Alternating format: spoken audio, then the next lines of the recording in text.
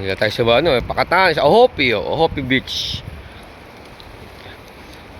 Ah, grabe, oh.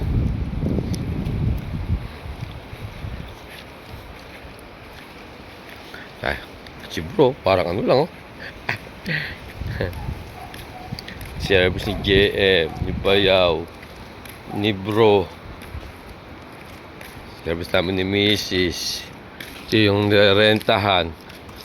Kami mag-stay ng 3 days, 2 nights bro, no? 3 days, 2 nights bro. Ganda. Maganda ito, beautiful. Pasok mo dito ng ganyan, no? Makakita mo kagad, babubungharad mo kagad. Uy! Andyan sila, kita mo, oh. Diba? Wow! Wow! Oh. Ay, heater? Paano rin nyo? Bro, si bro, diba napagkanom dati yan? Yung heater? Hindi nga namin paano yung heater eh. Wow. Nagkatatayo sinabi ko sa'yo pagdating, next time pagdating mo dito, babalik tayo. Ah, di ba? Siyempre. Nagkatatayo sinabi ko. Ay. Toilet dito. Tsaka kwarto nila Bayaw.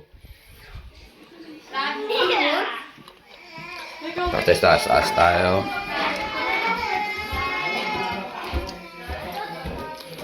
Ito yung first floor. Yan, may salas dito. Ayun yung dagat. Ayun yung beach. Ayun yung beach. Mga service. Ayan. Katawid ko ng kalsada. Ano na yung beach. Ito yung balkonahe. First floor. Tapos, ito yung room. Yung mga rooms. Meron another kitchen dito. At yung mga rooms. Wow. Rooms nila namin. Tsaka ito rooms nila bro. Dito. Okay. A video?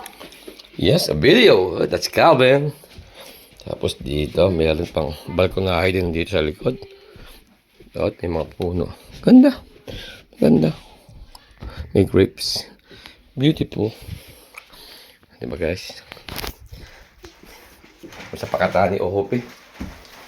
For 3 days and 2 nights vacation. Para mag-unwind naman. Alright. Bye-bye.